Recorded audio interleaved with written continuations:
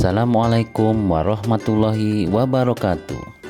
Saya Supriyadi, Sarjana Komputer, CGP Angkatan 8, SMK Negeri 1 Kota Agung Barat, Kabupaten Tanggamus, Provinsi Lampung. Di sini saya akan memberikan penjelasan tentang modul 1.2 TTA.8 koneksi antar materi modul 1.2. Sebelum saya melanjutkan, di sini ada profil CGP Angkatan 8, yaitu fasilitator saya Bapak Trinova Hasti Yunianta, dan pengajar praktik saya yaitu Bapak Yomi Sumbala. Yang pertama, di sini ada modul refleksi 4P. Yang pertama, peristiwa, perasaan, pembelajaran, dan penerapan.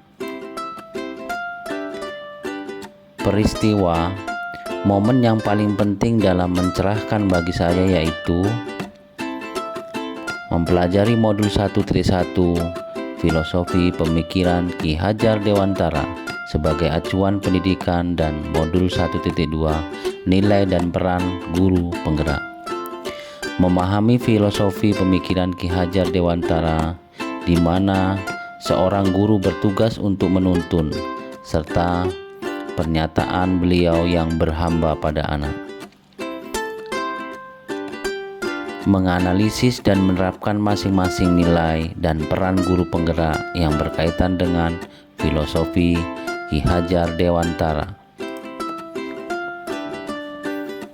Momen yang paling menantang bagi saya yaitu melakukan aksi nyata atau penerapan dari filosofi Ki Hajar Dewantara, mengerjakan setiap tugas dan adanya batas waktu dengan kesibukan saya mengajar dan kegiatan-kegiatan saya di sekolah, terutama untuk tugas koneksi antar materi dan jurnal refleksi.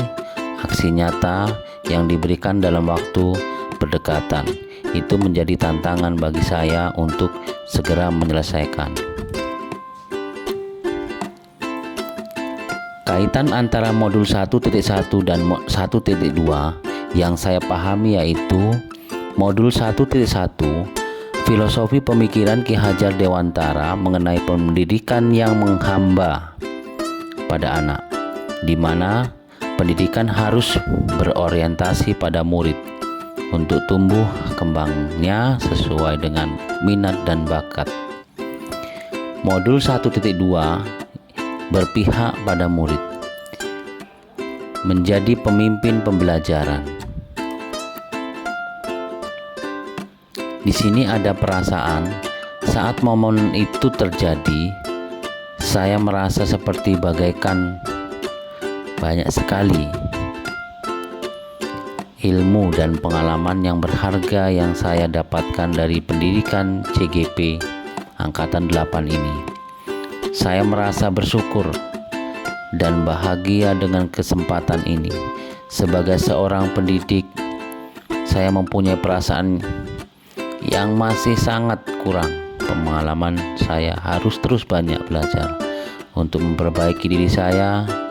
Saya merasa sangat tergugah untuk mengimplementasikan ilmu yang saya dapat dari setiap materi, dan saya termotivasi untuk menerapkan dan berbagi ke teman-teman sejawat atau ekosistem sekolah.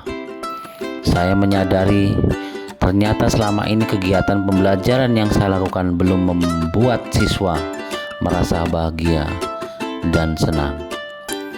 Mengajar dengan terburu-buru tanpa memikirkan keadaan dan kondisi murid saya, dan mengikuti kehendak saya sendiri tanpa memperhatikan siswa. Tidak melakukan refleksi untuk mengetahui kelemahan dan kekurangan saya sebagai acuan dalam memperbaiki dan mengembangkan proses pembelajaran saya. Itu yang perasaan. Yang selanjutnya yaitu pembelajaran. Sebelum momen itu terjadi, saya berpikir bahwa saya adalah seorang guru yang biasa, yang hanya berpikir harus selesai menyampaikan materi sesuai target tanpa memikirkan keadaan murid saya. Saya hanya menjalankan kewajiban saya untuk masuk kelas, mengajar, dan pulang tanpa mempedulikan siswa yang perlu perlakuan khusus. Saya hanya mentransfer ilmu sesuai dengan rencana atau RPP yang saya buat yang selama ini. Saya hanya berorientasi pada penilaian kognitif karena harus selesai sesuai target dan nilai KKM yang harus dicapai atau tuntas yang sudah saya tentukan. Saya tidak pernah merefleksi diri saya dengan apa yang sudah saya kerjakan. Saya tidak pernah berkolaborasi dengan rekan sejawat atau ekosistem sekolah yang berada di jurusan saya untuk mengetahui sejauh mana perkembangan murid di jurusan saya, yaitu jurusan Teknik Komputer Jaringan dan Teknik Jaringan Komputer dan Telekomunikasi. Sekarang saya berpikir bahwa saya harus menjadi pemimpin pembelajaran yang berpihak pada murid dengan selalu berinovasi agar pembelajaran menjadi lebih nyaman dan menyenangkan bagi siswa-siswa yang saya ajar, mewujudkan kepemimpinan murid menjadi coach bagi guru lain, mendorong kolaborasi dan menggerakkan komunitas praktisi di sekolah.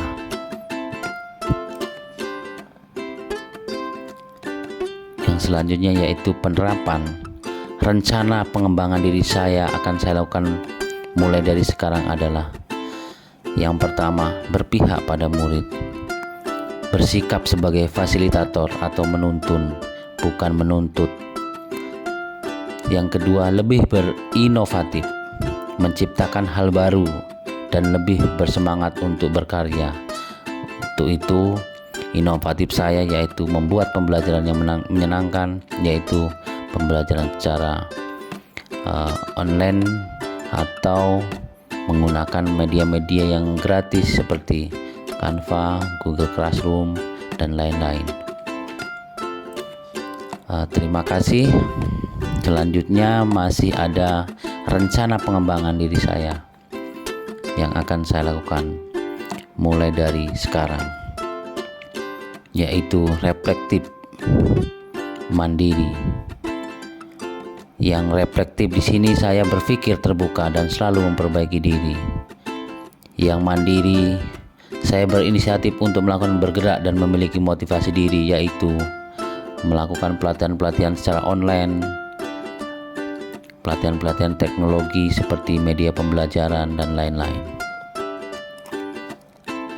Yang selanjutnya, yang kelima, yaitu kolaboratif, bekerja sama dalam komunitas praktisi. Jadi kita harus bekerja sama di ekosistem sekolah. Kita harus bisa bekerja sama dengan kepala sekolah. Kita harus bisa kerja sama dengan rekan sejawat. Dan kita juga bisa bekerja sama dengan dunia industri, orang tua, murid, dan sekali lagi kita harus berkolaborasi dengan ekosistem.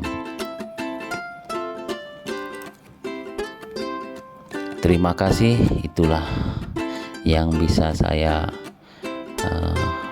rangkum. Mudah-mudahan ini bermanfaat. Terima kasih. Wassalamualaikum warahmatullahi wabarakatuh.